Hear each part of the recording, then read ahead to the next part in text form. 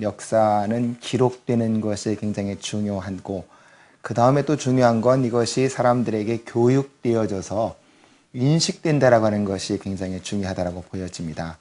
이제 그런 의미에서 지금 고등학교에서 가르치고 있는 이 교과서가 우리가 어떻게 기독교를 서술하고 있는지, 그리고 분석을 하면서 대책을 세우는 것이 우리한테 대단히 중요한 과제라고 생각이 되어집니다.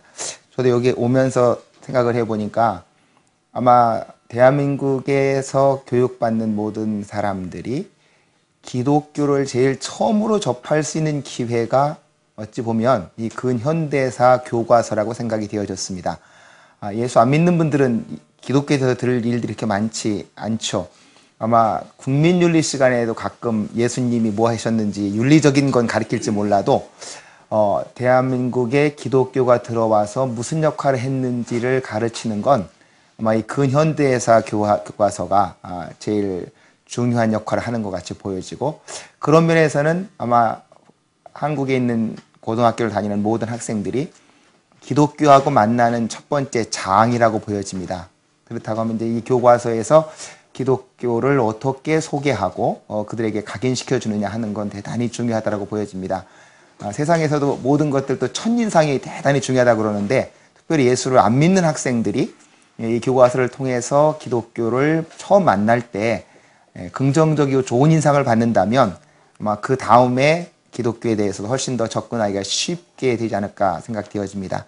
근데 안타깝게도 지금 교과서에서 보면 상당히 왜곡된 부분들도 많이 있고, 또 이제 축소되어져 있는 부분들도 있어서 우리가 앞으로 이런 걸 좀 더 깊게 분석을 해서 이제 교과서를 개정할 때라든지 아니면 대안교과를 통해서라도 좀 그런 것들을 보완해 나가야 되지 않을까 하는 생각을 갖게 되어졌고요.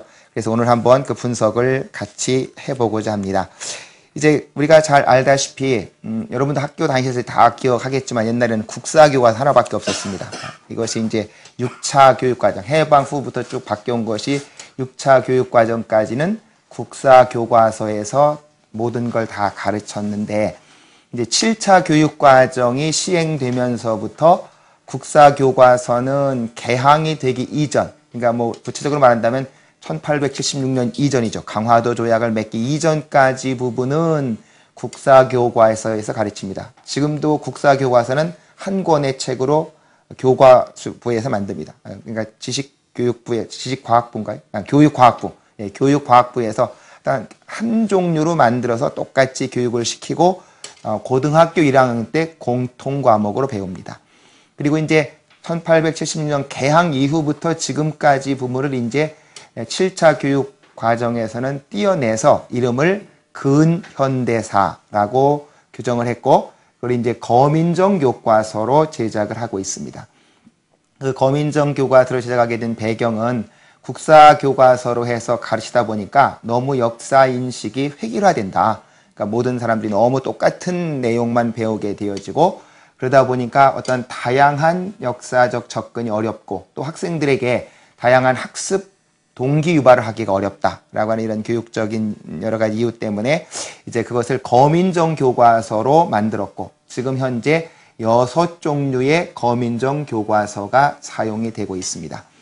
이제 그 중에서 요즘 가장 이제 문제가 되는 교과서 가운데 하나가 이 금성 교과서, 금성 출판사에서 나온 교과서이고, 근데 이 교과서가 지금 고등학교 교육 현장에서는 약 반이 넘게 사용이 되고 있습니다.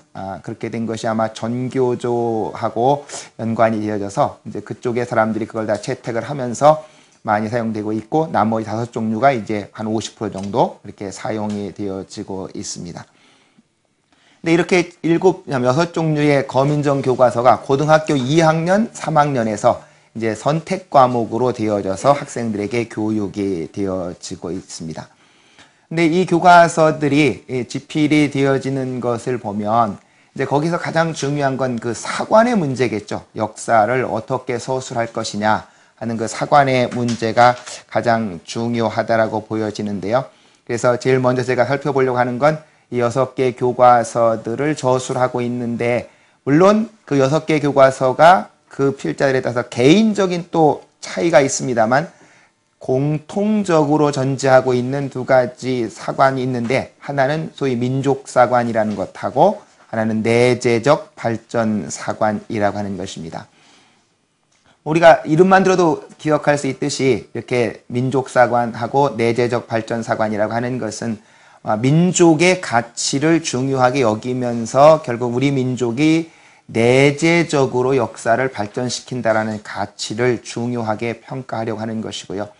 그러다 보니까 개항 이후에 한국이 결국 근대화 작업이 진행되는데, 이런 근대화 작업을 진행해 가는 과정 가운데에서 결국 우리 민족 내부에서 발전되어 나온 요소들은 대단히 중요하게 여기지만, 외부에서 들어온 기독교는 외재적 요소로 보아서 별로 중요하게 여기지 않는다는 것이죠. 그래서 결국 지금 거민정 교과서들을 보면 거의 대부분이 종교라고 하는 난에 가서 결국은 기독교가 종교라고 하는 것에서 한 역할들을 서술하는 것이 대부분입니다. 그래서 결과적으로 한국의 근대화라고 하는 작업이 진행되는 데에서 기독교가 하고 있는 어떤 객관적 위치를 제대로 설명해 주지 못하는 그런 측면이 있다고 보여지고요. 이제 두 번째는 일제시대에 들어가서 봤을 때 이제 중요한 건 일본의 침략에 의해서 나라의 주권을 되찾자 하는 이런 측면이 되다 보니까 무장 독립 운동이 대단히 중요하게 평가가 되고, 결국 기독교인들이 주로 담당했던 사람들에게 교육을 통해서 민족의 장래 지도자를 기르는 이런 실력 양성을 하는 것들은 대단히 약화돼서 평가하고, 심지어 금성교과서 같은 데를 보면은 대단히 부정적으로 결국 나중에는 친일로 기울어진다라고 하는 이제 이런 식의 평가가 이루어지고 있습니다. 그래서 이런 내재적 발전사관, 민족사관이라는 것 속에서 기독교가 어떻게 평가되는가를 살펴보고, 그 다음에 이제 세 번째 문제는 해방 이후에 그런 문제에서 결국 오늘날 대한민국이 존립하는데 가장 중요한 건 결국은 자유민주주의 사회하고 이런 자본주의 경제체제가 형성되는 것이 가장 중요한 역할인데, 그런 것이 형성되어져 가는 과정에 대한 설명들이 대단히 미약하게 되어져 있고, 남북을 동일하게 취급한다는 그런 명분 하에서 해방 이후의 역사가 한국은 대단히 부정적으로 평가된 부분들이 많이 있습니다. 그리고 그런 속에서 기독교가 한 역할에 대해서는 거의 언급이 없는 지금 그런 모습입니다. 그래서 이런 문제들을 중심으로 한번 분석을 해보고자 합니다. 그럼 제일 먼저 왜 민족 사관이 그렇게 중요하게 대두가 됐느냐 하는 것이죠. 결국은 그 민족 사관이 대두가 되게 됐던 건 아마 일제시대 때 일본이 만들어 놨던 것이 소위 식민사관이라고 하는 것을 만들었습니다. 그리고 일본이 식민사관이라고 하는 것은 일본 사람들이 한국을 이렇게 병탄을 해서 일본의 지배하에 두어서 발전을 시켜가는 것이 오히려 한국에게 더 좋다라고 하는 의식을 우리가 식민사관이라고 볼 수 있겠죠. 그리고 그들은 한국이 망할 수밖에 없었던 그런 이유들을 대는데, 그 중에 가장 대표적인 것이 하나는 정체성론이라고 하는 겁니다. 그러니까 대한민국이라고 하는 나라는 고대 시대에서부터 지금까지 외부적 요소가 없으면 발전해 오지 못했다. 그래서 한국의 지금까지의 발전 과정은 내부적인 발전은 없었고 외부적인 요소가 주어질 때만 발전해 왔다라고 하는 면에서 타율적으로 발전해 왔다. 그래서 그들이 이제 식민사관에서 만드는 가장 중요한 것이 타율성론입니다. 그러니까 한국이 지금까지 발전해 온 과정은 결국은 내부적인 원동력으로 발전해 오지 못하고 밖의 외부적인 힘에 의해서 발전해 왔다라고 하는 것이고, 결국 일제시대 때도 바로 일본의 그런 타율성에 의해서 발전하는 것이 한국에 더 이롭다라고 하는 타율성론을 주장을 했습니다. 그런 타율성론을 주장을 하면서 이제 일본이 내세운 것 중에 한 가지가 한국의 역사 발전이 상당히 늦게 시작됐다는 겁니다. 그래서 그들은 고조선도 부정하고, 특별히 제가 대학교 다닐 때 70년대에도 늘 했던 것 가운데 한 가지가 역사를 연구하는 데 소위 실증주의 사관이라는 것이었습니다. 그래서 아까 이제 박 교수님 말씀했지만 역사에서 중요한 건 이제 실제 기록에 남은 이런 실증적 자료가 있어야 된다. 그런데 결국은 삼국유사, 삼국사기 이런 것 중에서 앞에 부분에 많은 것들은 다 설화라는 겁니다. 객관적 자료가 없는 설화에 불과해서, 그러니까 단군 왕검이라든가 이런 부분들은 다 근거가 없고, 적어도 4세기 때 와야 백제신라 고구려가 나라가 세워진다라고 해서 한국의 역사의 앞부분을 상당히 다 부정해버리고, 적어도 역사 기록이나 유물이 나오는 AD 4세기에 가서야 한국의 어떤 국가가 형성된다 하는 것이었습니다. 그 다음에는 그들이 강조하는 가운데 한 가지가 한국 사람들은 스스로 나라를 운영할 능력이 없다는 겁니다. 그렇게 나라를 스스로 운영할 수 없는 가장 중요한 것 중에 두 가지를 대는데, 하나는 한국이 조선시대 내내 뭐 했냐? 명나라, 청나라에게 조공을 하는 이 사대주의 근성을 갖고 있다. 그래서 한국이란 나라는 스스로 살아갈 수 없는 사대주의 근성을 갖고 있고, 그래서 날마다 남의 나라에 기대 살아온 나라다. 그러니까 명청에 기대왔고, 결국 지금은 명청보다 오히려 중국보다 더 앞서가는 일본에 기대서 사는 게 한국에게 더 유리한 것이다 하는 것이 바로 사대주의 근성이라는 것입니다. 그리고 이제 그들이 또 하나 내세운 것이, 조선이란 나라는 조선 중기 이후에 결과적으로 당쟁 때문에 망했다. 그래서 한국은 제가 초등학교 갈 때만 해도 날마다 국사 시간에 배우는 게 사색 당쟁이었어요. 누가 누구로 싸워갖고. 그러니까 조선이란 나라는 이렇게 당쟁으로 서로 맨날 싸우다가 망할 수밖에 없는 민족이다. 그래서 한국 민족은 이렇게 나라가 국민들끼리 통합할 능력이 전혀 없고 매일 분열해서 싸우는 그런 나라다 해서, 타율성론에서 그렇게 사대주의성, 그러니까 당쟁론 이런 걸 통해서 반도 숙명론이다. 그러니까 만주에서 중국에 내려오는 문화를 받든지, 일본을 통해서 해양에서 들어오는 문화를 받든지, 이건 남의 나라 문화가 들어올 때만 발전하지, 이 반도 속성상 스스로 살아갈 수 없는 그런 민족이라는 그런 걸 내세웠습니다.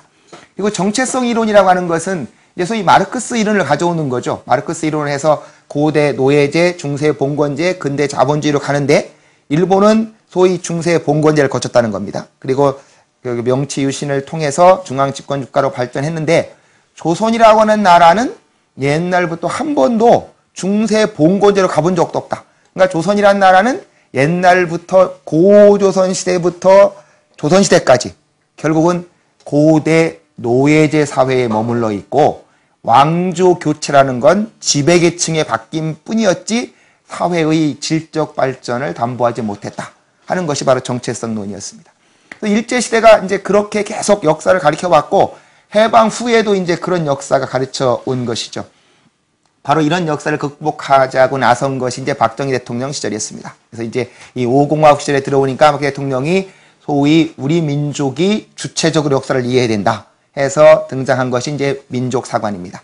그 민족사관을 등장하면서 나온 것이 어떻게 하면 이 식민사관을 극복할 것이냐 하는 것이죠. 그래서 70년대부터 국가에서 적극적으로 이제 그런 재정 지원도 해주고, 아마 그때 정신문화원제가 생겨난 줄로 압니다. 그 정신문화원 같은 걸 만들어가지고 국책연구기관들에서 후원도 해주고, 그러면서 우리 민족이 스스로 역사를 발전시켜왔고, 그리고 아까처럼 우리 민족 내부에서 역사가 발전해왔다 하는 것들을 이제 연구하기 시작을 했습니다. 그래서 결국은 바로 일본이 내세웠던 식민사관에 대해서 이제 조목조목 반박을 한 것이죠. 결과적으로 아까 말했다시피 타율성론에 대해서 결과적으로 우리 민족이 스스로 역사를 발전시켜 왔다. 그 중에서 이제 가장 대표적인 것들 가운데 한 가지, 아까처럼 이제 역사에서 설화 이제 분석을 대단히 중요시 해갖고, 그리고 이제 단군 신화 같은 것들이 바로 그런 부족들끼리의 싸움이다. 그러니까 곰하고 호랭이하고 이런 싸움이 단지 옛날 전설이 아니고, 결국 그 당시는 역사 기록이 없이 구전으로 전해 내려오지만, 곰 토템 부족하고 호랑이 토템 부족하고 결과적으로 싸워서 곰 토템 부족이 이겨서 결국 단군 왕검을 세운 거다. 그래서 이렇게 설화 같은 것들을 적극적으로 이제 해석을 하면서 우리나라 역사를 과거로 끌어올린 것이죠. 단군 시절부터 적어도 그렇고. 그래서 지금 뭐 우리가 교과서에 보면 적어도 뭐 BC 10년경에 청동기 문명이 나오고 있고 해서 우리 문화가 뭐 AD 4세기라는 건 이건 말도 안 되는 이야기다. 훨씬 더 높이 역사가 올라갈 수 있다라고 하는 이제 그 우리 역사의 시작 부분을 끌어올리고, 그 다음에 일본에게서 주장했던 그 부분, 그러니까 가장 대표 4대주의. 이 4대주의라고 하는 것이 어떤 민족성이냐? 그건 민족성이 아니라 국제 질서다. 결국은 얼마 전까지만 해도 세계 질서는 다 냉전 시대의 미국, 소련을 중심으로 다 거기에 편성해서 왔다. 뭐 그렇게 따지면 일본도 역시 미국의 지탱에 살아온 것이고, 결과적으로 우리가 그렇게 명청을 섬겼던 거는 동아시아의 그 당시 국제 질서 속에서 움직인 것이지 우리 민족성이 그런 것은 결코 아니다. 물론 이제 일본이 가장 내세우는 건 자기는 섬나라이기 때문에 그런 거 안 했다는 거죠. 물론 근데 섬나라의 특성 때문에 일본은 뭐 그런 것이 약했던 건 틀림없는 사실입니다. 그 다음에 당쟁이라고 하는 거에 대해서는 이제 좀 더 적극적으로 해석해서 그것은 우리 문화가 지방에까지 발전된 거다. 서원을 통해서 지방에까지 많은 인재들이 육성이 됐고, 그 지방의 인재들이 중앙 정치에 참여하면서 좋게 말해서 이제 붕당 정치, 오늘날 정당 정치 같이 각 지역에 있는 그 서원의 사람들이 특별한 정치 이념을 갖고 경쟁했던 것이고, 이게 중앙 집권화된 나라에서는 나타나는 보편적 현상이다 하는 식으로 설명을 하고, 그 다음에 이제 아까 말했던 그 타율성론에 대해서, 타율성론과 그 정체성론에 대해서 이제 결국은 바로 조선시대 후반기에 자본주의의 매가가 나온다. 뭐 송상, 만상 이런 사람들이 상당히 자본을 축적을 해서 일본이 그걸 꺾지 않았더라면 한국 안에서 스스로 자본주의가 발전해갈 가능성이 많이 있었다. 그래서 지금 근현대 교과서 읽어보면 제일 앞부분에 계속 그 얘기가 나옵니다. 그래서 결국은 저렇게 만상, 송상 같은 중국의 참 우리나라 북쪽에 있던 상인들이 중국과 거래하면서 상당한 자본 축적이 이루어졌고, 이런 것들을 통해서 소위 내재적으로 발전해서 자본주의가 형성될 수 있었다 하는 것이고, 그리고 이제 근대 사회로 넘어가는데 필요했던 어떤 그런 민중들의 의식이 발전해 오고 있다 하는 것이었습니다. 그런데 이제 그것이 결국은 일본에 의해서 꺾였고 다시 이제 독립운동을 통해서 회복됐다라고 하는 것이 그 아까 말한 대로 민족사관과 내재적 발전사관의 기본적인 특성인 셈이죠.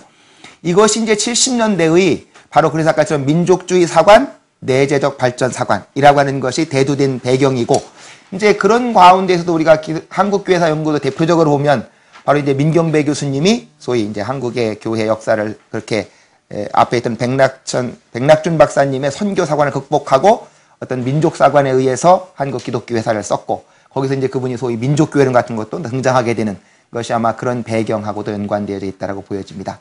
물론 이제 80년대 이후에 들어와서는 상당히 한국 안에서 이런 사회주의적인 시각을 가진 사람들이 이제 연구에 강세를 띠게 된 거죠. 전두환 대통령 이후에 어떤 민주화 운동을 하면서 그 사람들은 결과적으로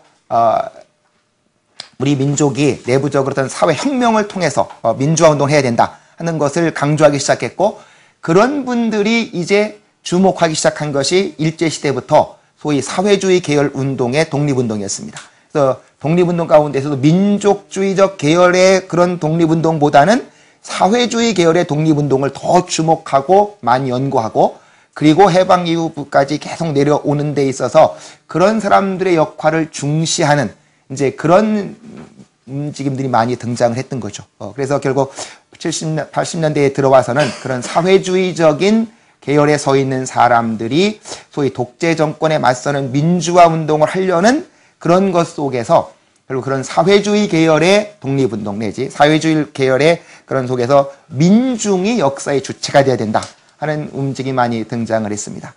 그래서 결과적으로 뭐 여러분 잘 아는 해방 전후사 인식 같은 책들이 많이 등장을 했고, 이제 90년대 들어와서는 소위 거기에 대항해서 요즘 뭐 사회경제사학회 쪽에 한국 그 사회경제사학회 쪽에 있는 분들, 뭐 이영훈 교수나 안병직 교수를 중심으로 해서 뭐 교과서 포럼이라는 걸 만들었고 뉴라이트하고 연관돼서 이제 그들이 소위 그런 해방 전후사를 주도해왔던 사람들의 대항을 해서 새로운 역사를 또 쓰는, 요즘 이제 대한교과서까지 만들어냈죠. 이제 그런 분들은 결국 일제시대를 단순하게 근대화의 출발점을 일제시대로 봐야 된다. 일제시대가 아까처럼 한국의 근대화를 꺾어버린 그런 시대로서 결국 그들이 수탈의 시대로만 인식하는 건 민족주의 사관이 너무 과장된 거, 심지어는 뭐 한쪽에서 보면 뭐 날조한 것까지라고까지 비난하면서 결국 그들은 한국의 근대화가 일제시대에 의해서 왔다. 역사라는 건 아까처럼 좋든 싫든 일본이 뭐 철도 놓고 여러 가지 근대적인 시설을 만들므로써 해방 이후에 한국의 어떤 근대적 발전이 가능하게 만들었다라고 해서 바로 일제시대를 그들이 수탈과 동시에 개발을 했다. 그래서 아까처럼 이제 민족주의적인 입장에서는 일제시대를 수탈과 저항의 시대라고 인식한다면 이 교과서 포럼에서 만드는 사람들의 입장은 수탈과 동시에 개발의 시대다. 그리고 그 개발의 시대가 해방 이후에 한국에 발전할 수 있는 이런 원동력을 놓았다라고 하는 것의 입장에서 이제 바로 그런 시각에서 교과서를 쓰고 있습니다. 그런 가운데 이제 소위 포스트 모더니즘의 역사관을 가진 분들이 또 등장을 했어요. 이제 이런 분들은 결국 지금까지의 그런 역사적인 담론들이 너무 거대 담론들이다.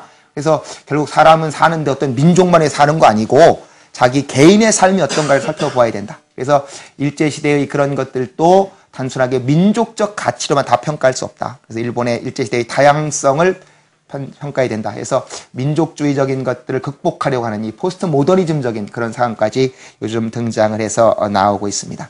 그리고 이제 아까 말씀드린 대로 근현대사 교과서에서 공통적으로 가지고 있는 건 그래서 그런 민족주의 사관과 내재적 발전 사관을 갖고 있으면서 우리가 흔히 말하는 이제 금성교과서 같은 경우에는 상당히 그런 사회주의적인 계열 쪽으로 편향되어져 있는 그런 시각에서 이제 교과서가 써지고 있습니다.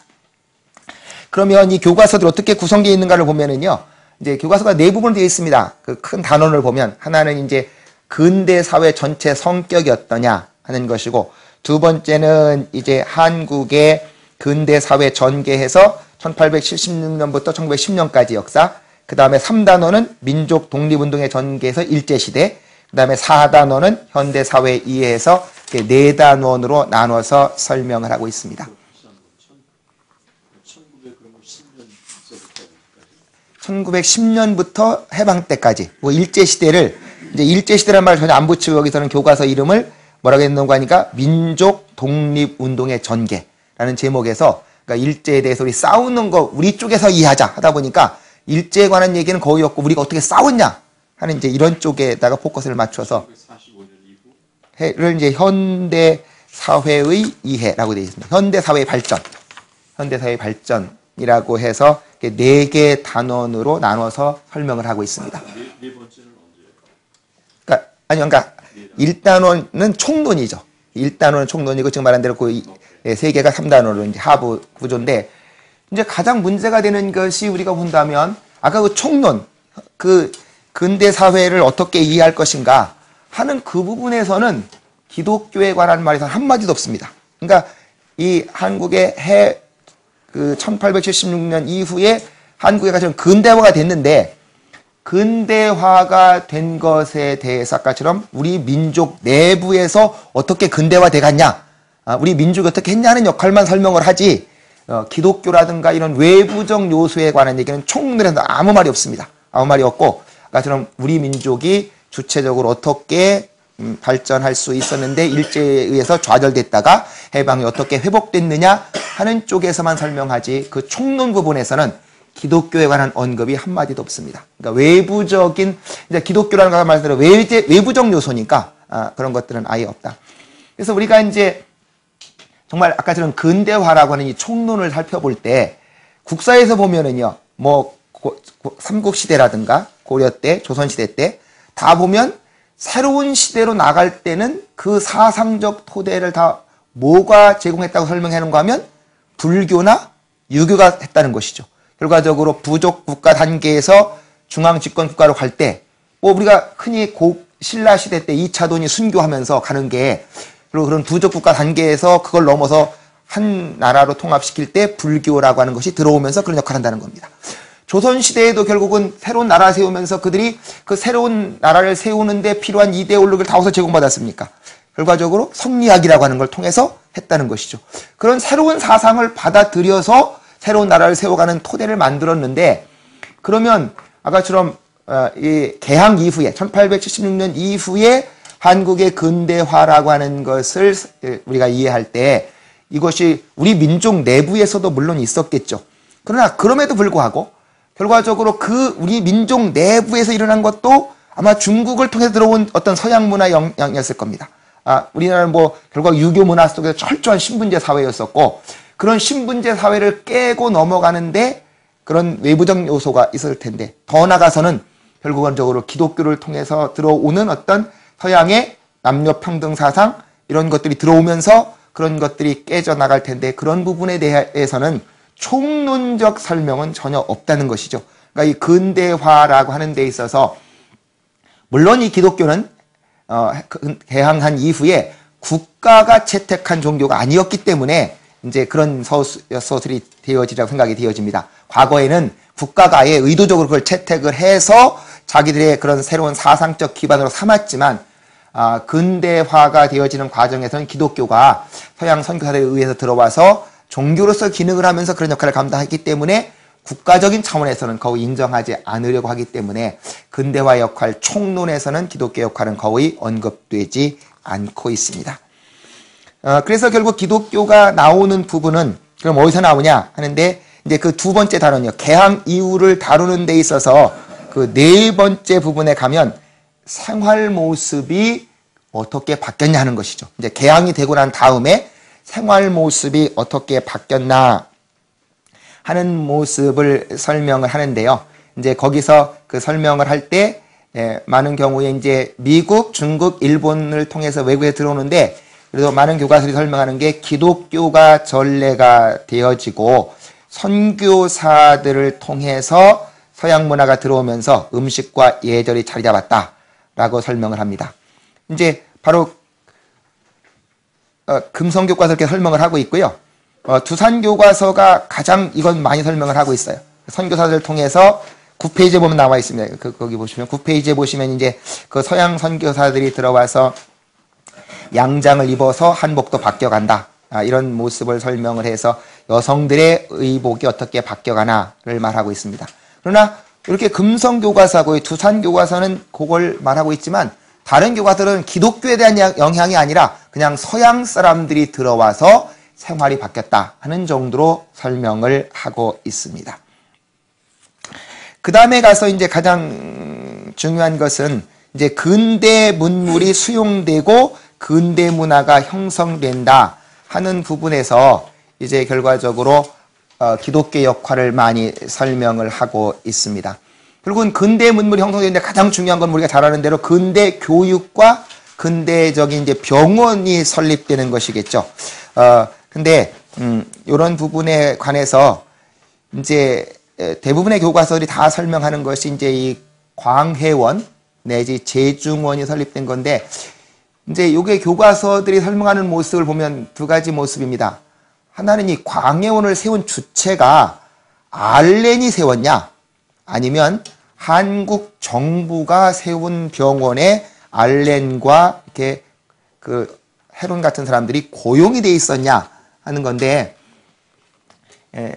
이제 두 개 정도의 교과서에서는 알렌이 세웠다라고 되어져 있고, 이제 두 개 정도의 교과서에서는 정부가 세운데 그들이 고용됐다라는 식으로 설명을 하고 있습니다.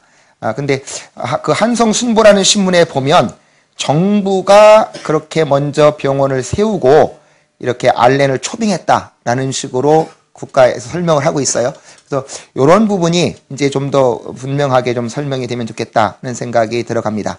그래서 그 다음에 이제 거기서 나오는 건 그렇게 이제 알렌이 제중원을 세우고, 근데 법문사 교과서 같은 경우에 하나 보면 이 기독교인들이 지방에까지 병원 세운 걸 설명하고 있습니다. 다른 교과서는 시작인 그 광해원을 세운 거 정도 하나만 설명하고 있고, 이 법문사라는 교과서 하나에 보면 지방에까지 어떤 병원을 세웠나라는 걸 설명을 하고 있습니다. 그리고 이제 대부분의 교과서들이 그때 근대적 의료 교육이 시작됐다라는 것까지 설명을 하고 있습니다. 근데 이제 그 당시 그 병원들이 들어와서 여성들이라든가 이 가난한 사람들에게 이런 의료 혜택이 간 거에 대해서는 거의 설명을 하고 있지 않습니다. 그래서 결과적으로 그 근대 시작을 이렇게 이제 알렌에 관해서 설명하고 있고요.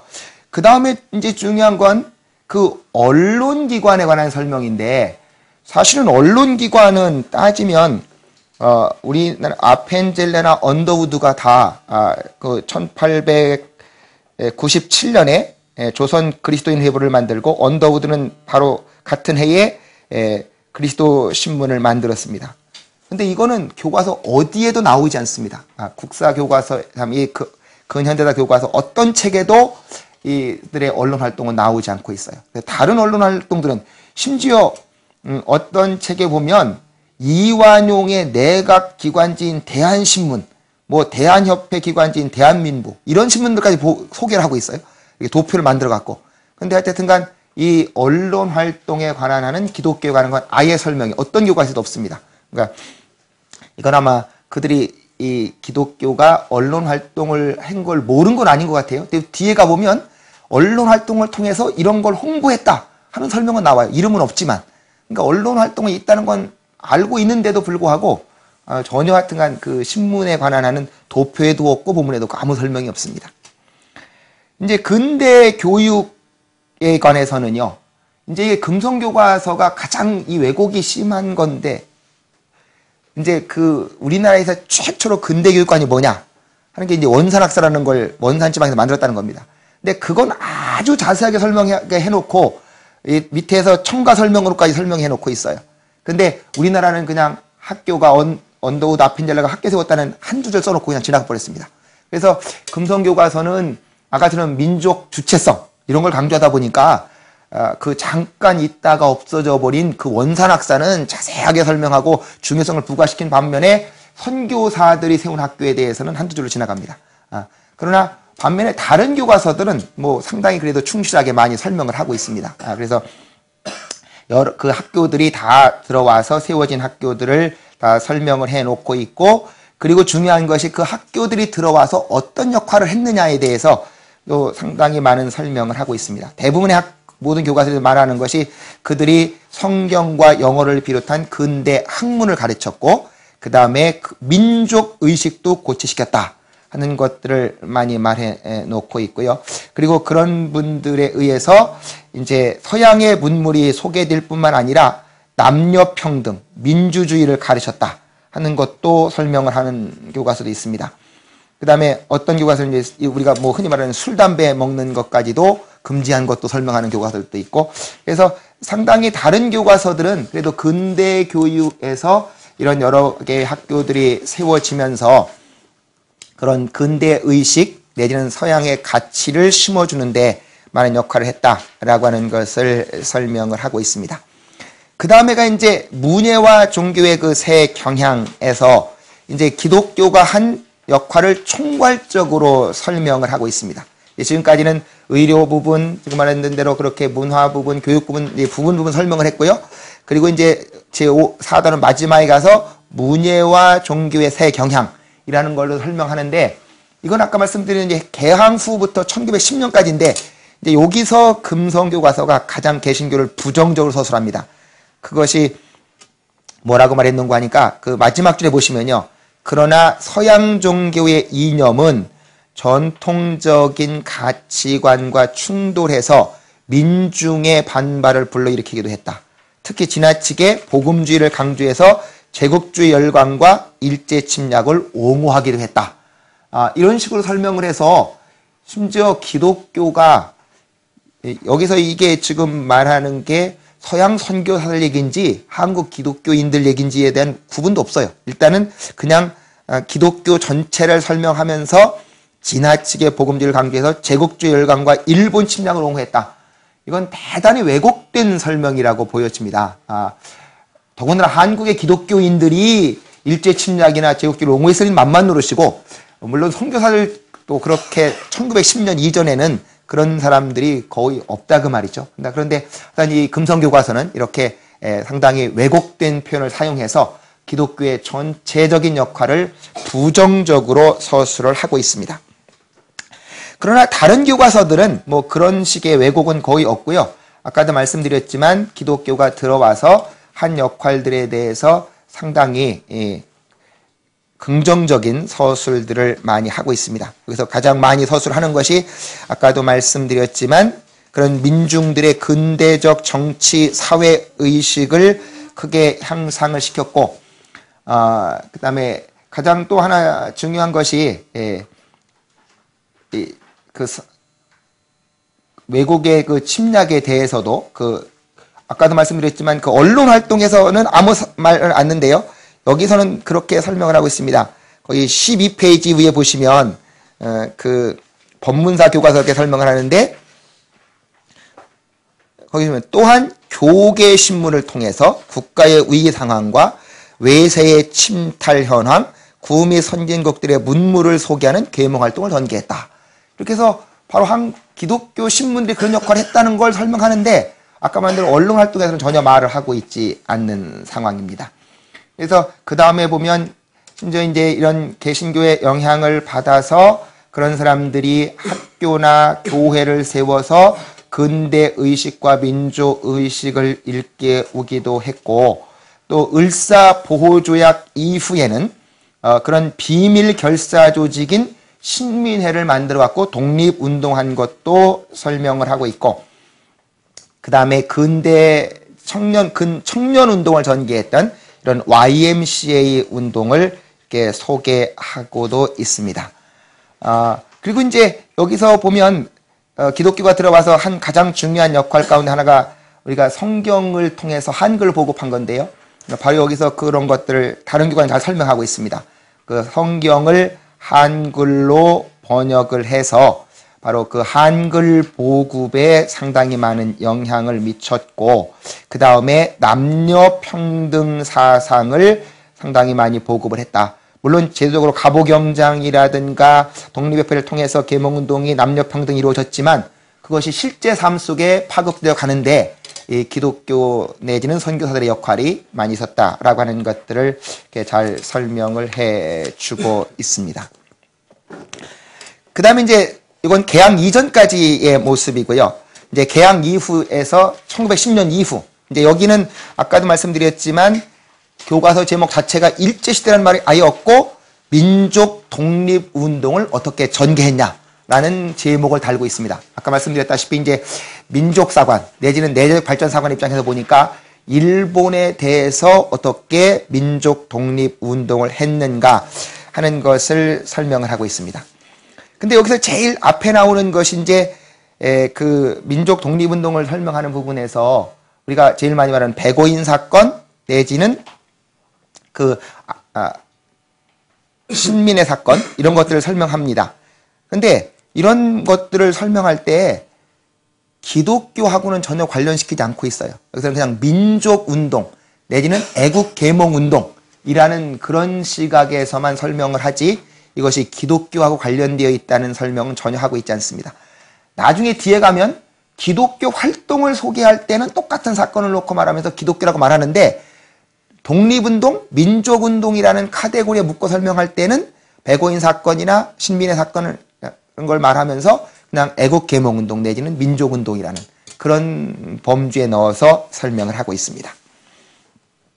그 다음에 3.1운동의 전개에 가서 보면 이제 여기서도 교과서마다 천차만별 나와 있습니다. 이제 우리가 본다면요, 3.1운동이 발생하기 이전 준비 단계, 3.1운동이 전개되어 들어가는 과정, 그 다음에 해외 독립운동 이렇게 세 부분을 설명을 하고 있습니다. 교과서들이. 그러는데 독립운동을 준비하는 단계에서는 기독교의 역할을 그래도 많이 설명을 합니다. 많이 설명을 해서 이제 천도교하고 기독교 불교가 이렇게 연합으로 준비하고 그 다음에 이제 세브란스에서 학생들 이렇게 연합활동이 이루어져 갔다는 걸 설명을 합니다. 그런데 여기서요, 33인의 대표 가운데 기독교인이 16명이라고 하는 걸 설명하는 교과서는 단 하나밖에 없습니다. 그냥 전체를 묶어서 33인의 대표가 독립선언을 했다 하는 정도의 이야기만 하고 있지 그것 중에서 기독교인이 16명이라고 하는 것을 설명하는 교과서는 하나밖에 없고요. 그 다음에 이 3.1운동이 전국적으로 확산되어져 가는데 교회 조직이 중요한 역할을 했다는 걸 설명하는 교과서 하나밖에 없습니다. 그러니까 대부분의 교과서들은 33인의 민족 대표가 독립선언문 발표하는 데까지만 기독교 얘기가 나오고 그 이유는 기독교 얘기 거의 없습니다. 근데 아까처럼 하나의 교과서만 이렇게 전국적으로 확산되어 갈 때 기독교 조직이 이용됐다라는 걸 말하고 있고 그 이후에는 전부 다 뭐 도시 노동자들, 학생들, 근로자들이 갔다는 설명을 하고 있습니다. 그 다음에 해외에 나가서 만주에서 3.1운동이 일어났다는 거 설명하는 교과서가 하나 있고, 미국에서 3.1운동이 했다는 설명을 하는 교과서가 하나 정도 있습니다. 그러니까 이와 같이 대부분의 교과서들이 3.1운동에 대해서 기독교의 역할을 독립운동을 준비하고 3.1운동, 33일 만세운동 부르는 데까지의 역할로 거의 한정시키는 그런 설명을 하고 있습니다. 그리고 이제 일제 때 그 가장 많이 탄압을 받았던 이 제암리 사건에 대해서는 대부분의 교과서 다 설명을 하고 있습니다. 그런데 그 설명하는 방식이 교회에다가 동네 주민을 모아서 죽였다 하는 식으로 설명을 하고 있지, 이게 기독교하고 관련되어 있다고 설명하는 교과서는 딱 하나밖에 없습니다. 이 제암리 사건도 교회에서 사람들이 죽기는 죽었지만 그게 마을 주민들의 죽인 것이지 기독교하고 관련시키는 설명들은 거의 많지 않다는 것이죠. 그래서 우리가 이렇게 3.1운동이나 이런 제암리 사건 이런 것들이 적어도 기독교의 역할이 공정하게 다뤄질 수 있는 그런 역사 서술이 필요하다고 보여집니다. 그 다음에 무장 독립운동에서는 보니까요, 뭐 거기는 기독교 관한 얘기는 전혀 없습니다. 근데 그 참고 자료에 보니까 그 두산 교과서 하나 보니까 바로 그 만주에서 일어났던 경신 참변이 일어날 때 그 선교사가 본 장면을 소개해주고 있습니다. 교회를 다 이렇게 불태우고 거기 기독교인들을 죽이는 모습을 쓴 선교사의 이야기가 한 장면으로 간도 참변 때 죽는 모습, 그런 정도의 이야기가 하나 나와 있고, 다른 것에는 기독교 관한 내용은 없습니다. 그 다음에 이제 사회 경제적 민족 운동에서는 이제 결국은 이것이 주로 이제 사회 계몽 활동을 하는 것이거든요. 사회 계몽 활동에 관한 설명인데, 많은 교과서들이 기독교에 대한 역할을 그렇게 설명하고 있지 않습니다. 몇 개 교과서에 보면 교과서 옆에 있는 이렇게 그 참고 자료에 사회단체 이렇게 써놓고 거기다가 기독교 단체 이런 것도 있었다 하는 정도의 역할을 설명하고 있습니다. 근데 이제 여기서 특이한 거는요, 그 민족 유일당 운동과 신간회라는 것들이 굉장히 크게 다뤄지겠습니다. 아마 신간회 사건 때문에 그런 것 같은데 상당히 크게 다뤄지면서 거기서 그 신간회와 함께 만들어진 여성 조직이 근의회라는 조직이 있습니다. 근의회라는 조직이고 17페이지 보시면 제가 나와 있는데요. 근데 이게 모든 교과서들이 거기서 바로 이 근의회라는 것이 기독교 계열의 여성 조직과 사회주의 계열의 여성 조직이 합쳐서 만들어진 조직이고, 그런 조직들이 당시에 여러 여성들의 계몽 활동을 적극적으로 전개했다라고 해서 이 근의회라고 하는 조직이 바로 사회주의 계열과 함께 기독교 여성 계열 운동에 참가했다라는 것들을 설명을 하고 있습니다. 그 다음에 가면 이제 민족 실력 양성 운동에 관한 설명인데요. 이 민족 실력 양성 운동에서는 이제 가장 중요한 게 우리가 잘 아는 대로 이제 이 물산 장려 운동인데, 이 물산 장려 운동에 대해서도 이 금성 교과서는 아주 부정적으로 설명을 하고 있습니다. 이 금성 교과서는 기독교하고 물론 관련시키는 건 없고, 설명할 때 조만식 등을 중심으로 한 서북 지역의 사회계, 종교계, 기독교 인사들이 참여해서 결성됐다는 겁니다. 그런데 이 물산 장려 운동이 왜 무너졌냐 하는 걸 설명하면서 뭐라고 말하는 거 하니까, 이 운동의 결과에 대해서 토산폼 애용 운동은 상인이나 자본가 계급에게 이용당해서 상품 가격만 올려놓는 결과를 낳고 말았고, 박용유, 유성준 같은 친일 세력이 관여하면서 일제와 타협하는 결과를 낳고 말았으며, 이 때문에 이상재 같은 초기 민족주의자들은 떨어져 나오고 청년단체 중 민중이 외면해서 흐지부지 되고 말았다. 일제의 어떤 탄압 때문에 된 게 아니고 완전히 이건 계급적인 투쟁 속에서 우리 민족 내부적인 문제로 무너져버린 걸로 설명을 하고 있습니다. 그리고 나서는 거기 가서 그 참고 자료가 있거든요. 참고 자료에서 뭐라고 해놓는가 하니까 동아일보를 인용해서 기고하고 있어요. 그 이성태라는 사람의 기고문인데, 물산장려 운동은 중간 계급의 이기적 운동이다. 뭐 이렇게까지 해서 완전히 어떤 계급적인 대립의 시각에서만 설명해 놓고 일본이 어떻게 해서 보냈다는 얘기는 한마디도 없습니다. 그래서 그러니까 이 물산장려 운동을 완전히 계급적 시각에서 설명하고 있는 것이 바로 이게 금성교과서의 설명 내용입니다. 아마 이 중에서 그 두산교과서가 가장 적극적으로 그 기독교에 관한 설명을 하고 있습니다. 그래서 조만식을 중심으로 해서 관서지방의 종교인들이 참여했고 평양 물산장려회뿐만 아니라 서울에도 만들어졌고, 그리고 나서 말하는 것이 그 조선 기독교 청년회, 조선 기독교 청년회가 그런 물산장려 운동의 표어도 모집하고 강연회를 통해서 이 활동을 펼쳐나갔다 해서 기독교하고의 연관성은 이 두산교과서 하나는 가장 그 적극적으로 설명을 하고 있습니다. 그래서 금성교과서는 이 민족 실력 양성 운동을 총괄적으로 평가하면서 그렇게 말하고 있습니다. 아까처럼 물산장려 운동, 밀립대학 운동, 농촌 계몽 운동을 설명한 다음에 신교육 보급 운동, 구관습 개혁, 민족 자본 육성 등을 목표로 한 민족 실력 운동은 일제 허용 범위 안에서 전개될 수밖에 없는 근본적 한계를 지녔다. 실력 양성 운동은 선실력 운동, 후독립을 표방하고 있었지만 결국 실력 양성만 강조하는 방향으로 바뀌어갔다. 그 가운데 타협적 성격을 띤 일부 세력은 1920년대 중반 이후에 사실상 독립운동을 포기 선언하여 다름없는 자치운동을 주장했고, 결국 이들은 1930년대 이후에 친일 노선을 걷게 된다.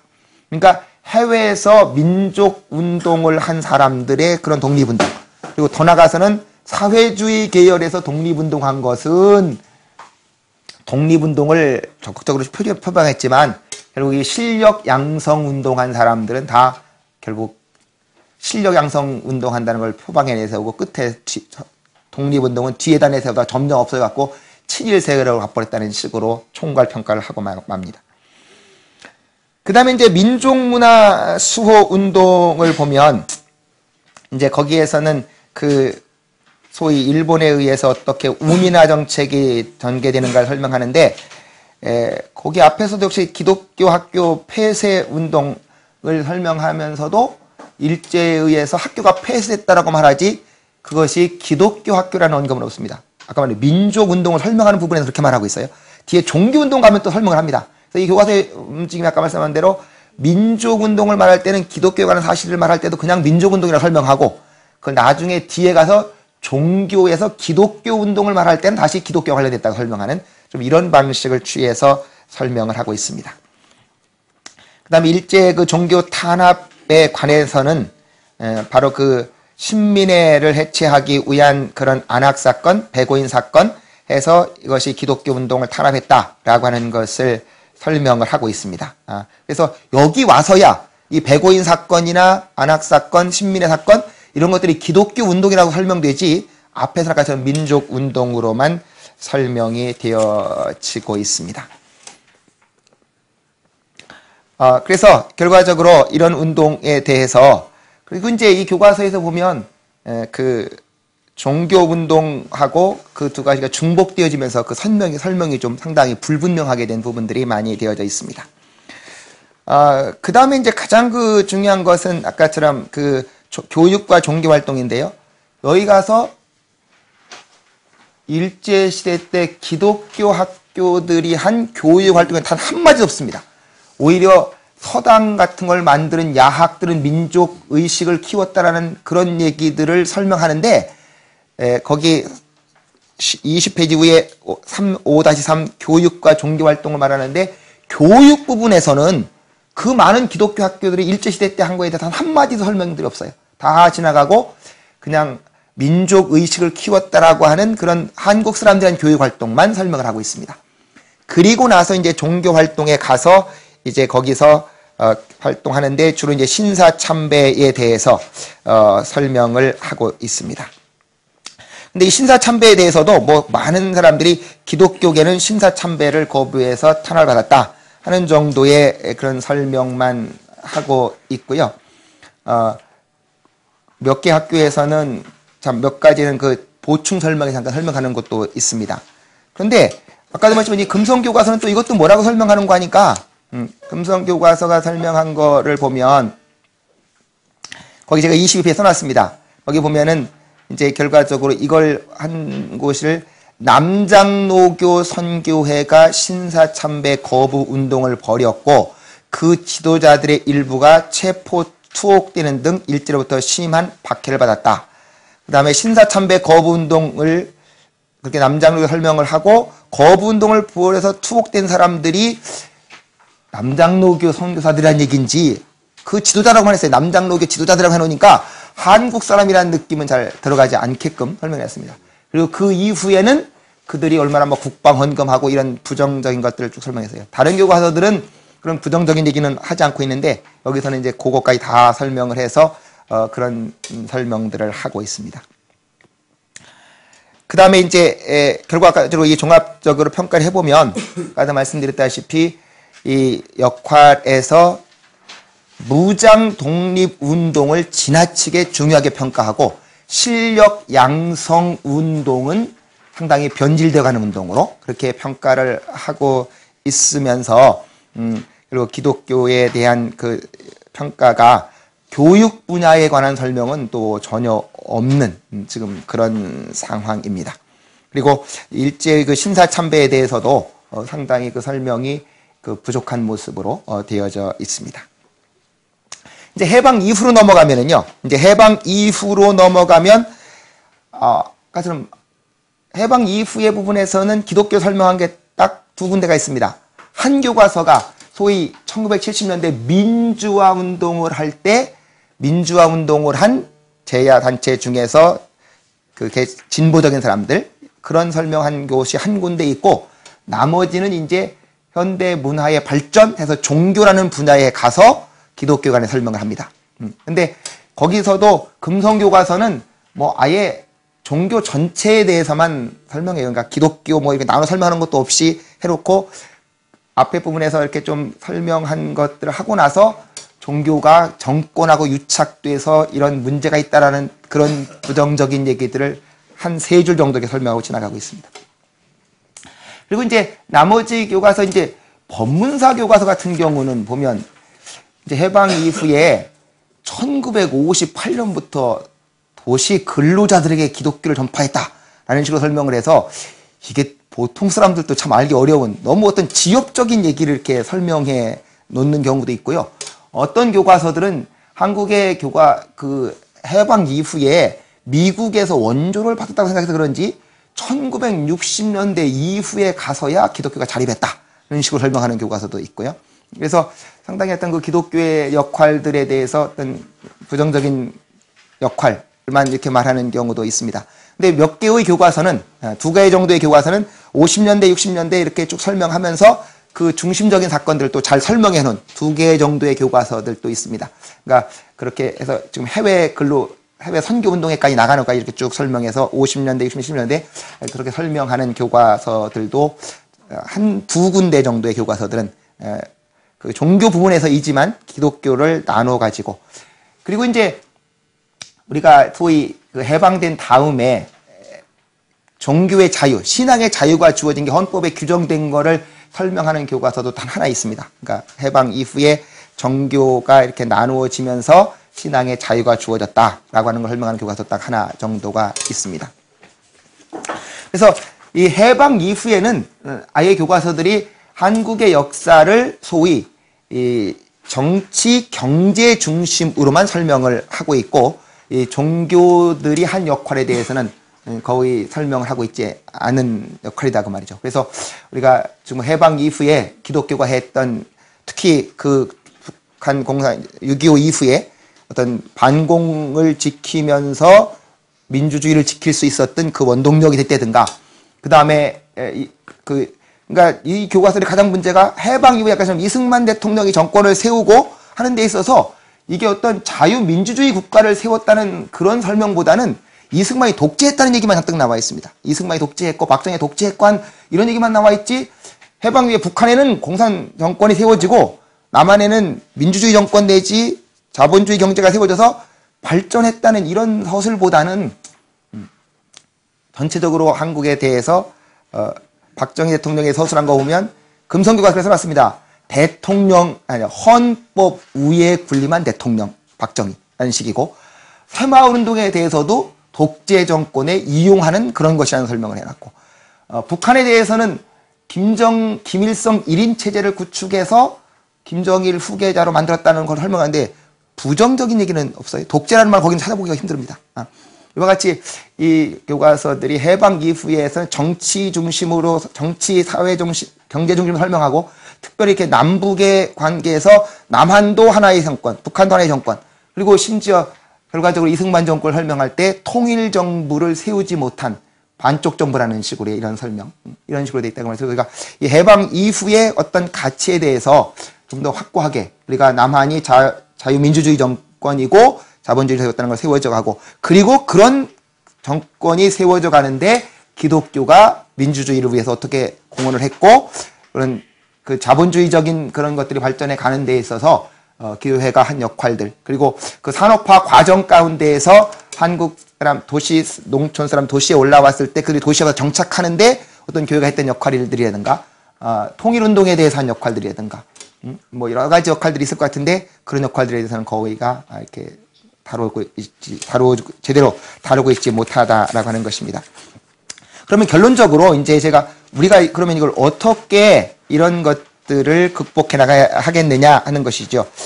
결론적으로 말해서 가장 중요한 것은 아까도 말씀드렸지만 근대화가 진행되고 한국이 독립운동을 이뤄가는 데 있어서 근대화의 그 기본 주체, 아까 전에 우리 민족 내부에서 한 분들도 틀림없이 있을 겁니다.